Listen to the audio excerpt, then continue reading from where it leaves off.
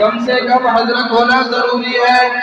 بوری پر بیٹھ گئے, آتے جاتے لوگ دیکھنے لگے, حضور آپ؟ بولے ہاں میری دعوت ہے تمہاری نہیں. 2 منٹ میں بات ختم کر رہا ہوں, غور سے سنیے.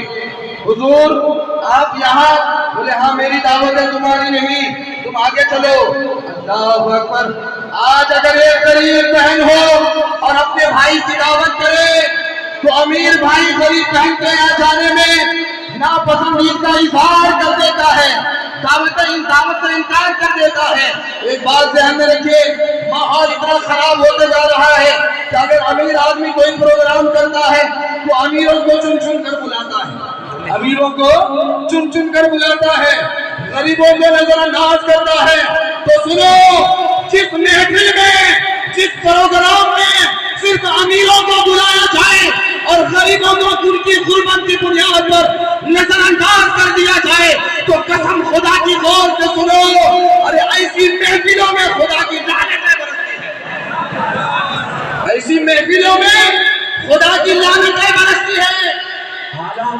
ارے غریب بہن ہو, امیر بھائی ہو, بہن کی دعوت ٹھکرا دی جاتی ہے. اللہ اکبر. بہنیں تو وہ ہوتی ہے جس کے دل میں اللہ نے بھائیوں کے لیے محبت کوٹ کوٹ کے بھر دیا ہے. اعلیٰ حضرت فرمانے لگے کہ میری دعوت ہے تمہاری نہیں, آگے چلو. پھر آپ کو بیسن کی روٹی دی گئی, جو بیسن کی روٹی اس بیماری میں کھانا آپ کے لیے صحیح نہیں تھا, تو اعلیٰ حضرت کیا کرے, پوری روٹی کھا لی. آپ کے مرید خاص جو ساتھ میں تھے وہ کہنے لگے کہ حضور ایک ٹکڑا کھا لیجیے. تو آپ نے فرمایا نہیں, پوری روٹی آپ کھائے. پوچھا گیا حضور کیوں؟ تو آپ نے کیا پیارا جواب دیا کہ سنو, اگر میں ایک ٹکڑا کھاتا تو یہ یتیم بچہ, یہ غریب بچہ, اس کے دل میں خیال آتا کہ شاید ہمارا کھانا, ہماری بنی ہوئی روٹی امام محمد رضا بڑے حضرت کو پسند نہ آئی, اس لیے ایک ٹکڑا کھائے تو اس کا دل ٹوٹ جاتا.